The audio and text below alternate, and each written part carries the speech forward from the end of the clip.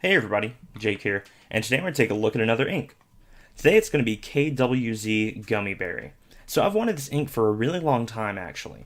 It's a very nice like purple with a little bit of um, maybe just a hint of pink. It's a very bright, vibrant purple, and I don't know, I'm really liking purple inks at the moment for some reason. This is my first KWZ ink. This is not the Iron Gall Gummiberry. Let me denote that right now. This is the regular Gummiberry. They do sell an Iron Gall, but to me it looks a little less vibrant.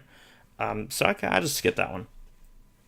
All right, so this is the box it comes in. Very plain box, KWZ ink, handmade fountain pen ink. And on the back tells you made in Poland, gives you the address and the website. This is a 60 milliliter bottle. Now I've got to say, these are probably my favorite ink bottles of all time. Maybe beat out by Shizuku for the little notch in the bottom, but these are some pretty good bottles. Toss the box aside. So here you go. KWZ Gummiberry, there's a kind of a swatch of it. It's very nice, very simplistic glass bottle, 60 on the bottom. And this is what I love. The freaking opening on this thing is enormous. It's huge. I honestly don't know of any fountain pen that would not fit in this. It's absolutely ridiculous.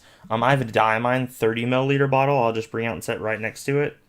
Like the bottle could fit in this. I'm not gonna try it. I was tempted to there for a moment, but I won't. But it's just astounding how freaking wide this thing is. It's great. Bottle feels very, very solidly built. Now when I bought this ink, it was shrink wrapped, just I guess to prevent leakage if in case it breaks or anything like that. And the box is fairly stiff, fairly durable, thick cardboard. Very, very nice. It's about $15 for a 60 milliliter bottle. I'm not sure if the Iron Galls are any higher or not. I don't believe so, but they very well could be. Just because of the properties of them being waterproof and things like that, archival.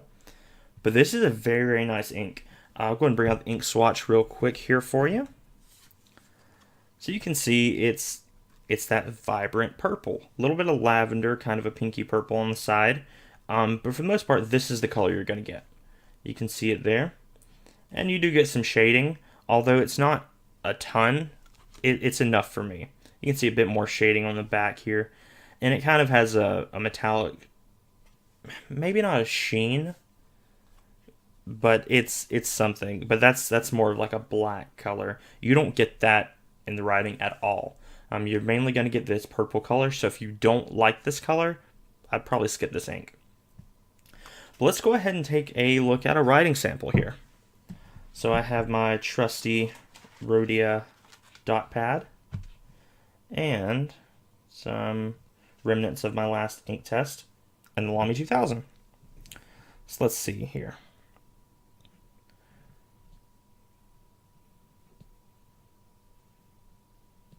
KWZ Gummiberry. I think this is the first KWZ ink that I really looked at seriously, just because of the look of it. It's just a beautiful, beautiful color, and I really, really like this shade. I have quite a few purples now. Most of them are, I hate to say it, kind of similar to this color, but different enough for me.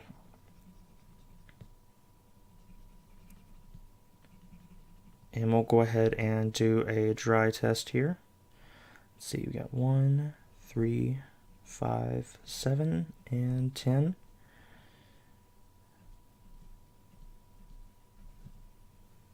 Go and start with the 1 there.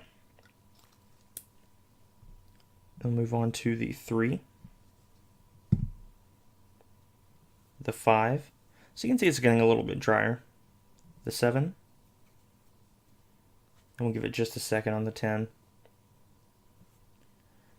So it's not a super wet ink. I'd put it about Diamine level, so it's a little more wet than normal. But if you put this ink in a dry pen, it's going to write fairly dry.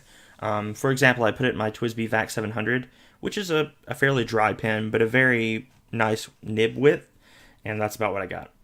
So you can see here, it's very, very close to the ink swatch color. And that's what you're going to get with this ink. It's very straightforward, very simplistic, but nice, bright purple ink. I like it a lot. I definitely see myself using this ink quite a bit. It almost reminds me of the Monteverde Purple Rain.